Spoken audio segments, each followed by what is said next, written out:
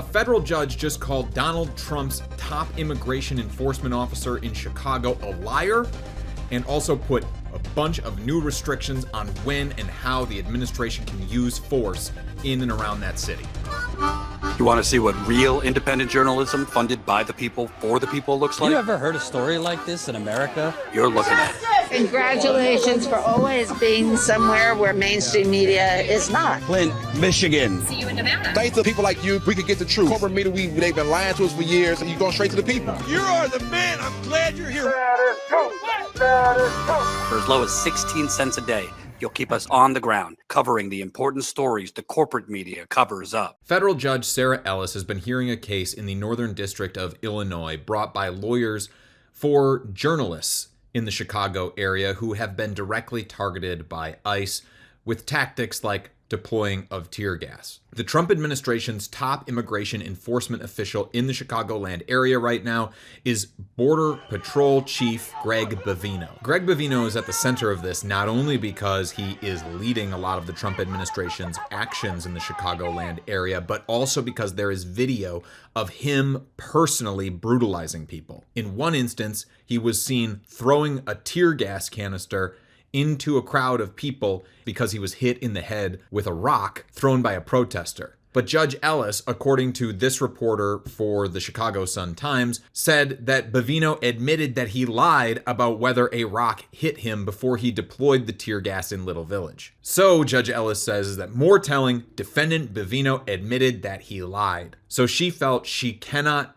base her ruling on what the federal government says because the federal government is an untrustworthy actor. Our own John Farina was tear gassed. I was tear gassed by federal agents. This judge had put a temporary stop to those tactics, or at least so she thought. But Border Patrol and the other Department of Homeland Security agents who are running around Chicago right now abducting people off of the street have been operating in flagrant disregard of her order. That's what the hearing on Wednesday was about, to determine if her order had been violated, and if so, what steps she needed to take to try and hold the federal government accountable. And she ruled on Thursday that the federal government cannot use tear gas or other similar crowd control measures without first meeting some very specific criteria and giving at least 2 warnings before doing so. And she felt she needed to take this step, which is ahead of her even final ruling in this case, because she believes that the Trump administration is lying.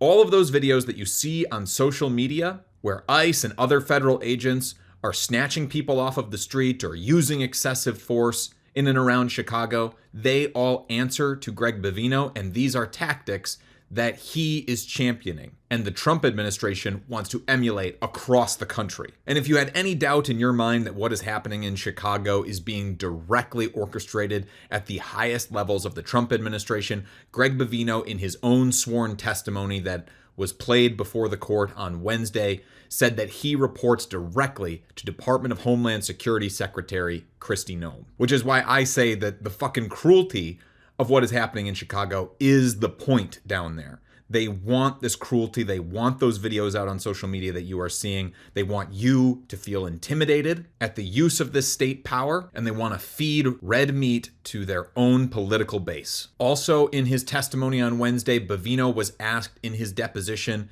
if it was still true that all use of force in Chicago has been exemplary, something that Bovino had tried to claim. Bovino said no, and then said all uses of force have been more than exemplary. More than exemplary is not how I would characterize what I saw in the Brighton Park neighborhood firsthand after a Border Patrol agent shot a woman 5 times. A crowd gathered to protest the agents out there using this kind of lethal force in their neighborhood. And then when the federal agents left, they were throwing tear gas and flashbang grenades out the window of their moving car even as they were leaving the neighborhood. They did not need to throw tear gas and flashbangs to create a path for their vehicles to get through. Their vehicles were driving out and they're throwing flashbangs and tear gas out like party favors.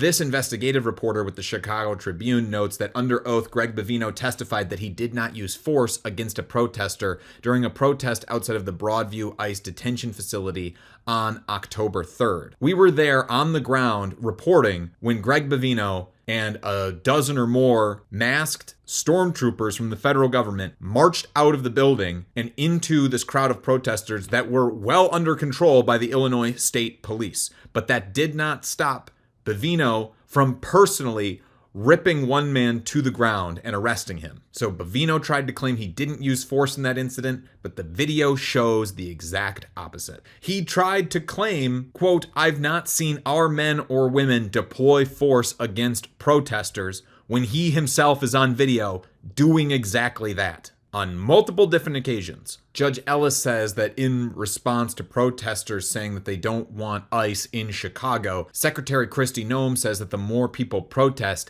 the harder ICE is going to go at them, going to go at peaceful protesters. President Trump, too, quote, encouraged physical violence against protesters that get too close. Now for what the judge actually ruled. She put an injunction on the Trump administration, meaning she has stopped them from deploying any chemical spray, tear gas, or other less lethal weapon unless such force is necessary to stop the immediate threat of physical harm to another person. Even that one small out, I am sure, is probably going to be exploited by the Trump administration and by Greg Bovino and by these Border Patrol agents to try and rough up even more protesters, members of the press, clergy who have been out exercising First Amendment rights. The judge has gone on to rule that riot control weapons cannot be used against any person involved in the lawsuit, meaning mostly reporters, without at first giving two separate warnings at a sound level where it can be reasonably heard.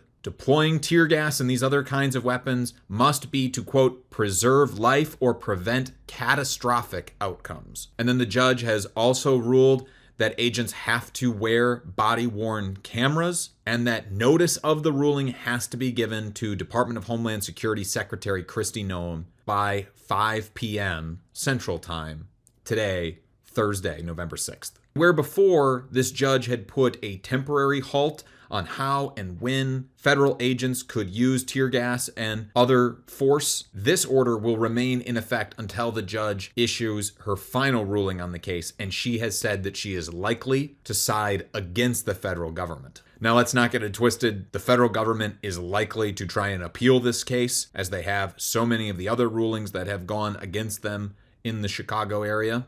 But at least it's something. It's something that is trying to put some kind of guardrails on this administration right now and what it is doing in Chicago. We've been down there on the ground for more than a month. I am about to go back down to Chicago to continue to cover the protests and the way that the federal government is disappearing people off the streets. If you support the work that we do, statuscoup.com/join, $5 a month goes to cover the expenses, and it's a lot of expenses to keep us on the ground doing this important journalism, to be able to show you, like the video that you saw here in this report, what is actually happening there on the ground.